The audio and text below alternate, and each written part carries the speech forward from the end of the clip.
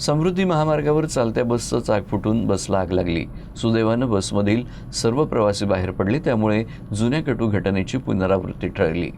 बुलढाणा जिल्ह्यातील शिवनी पिसा शिवारात ही घटना घडली। ही घटना शनिवारी संध्याकाळी 5:30 वाजताच्या सुमारास बुलढाणा जिल्ह्यातील समृद्धी महामार्गावरील शिवनी पिसा गावाजवळ घडली। सकाळी पुण्याहून पुसद या ठिकाणी जाण्याकरता खासगी बस निघाली होती। मात्र चालत्या बसचं टायर फुटल्यानं अचानकपणे बसनं पेट घेतला।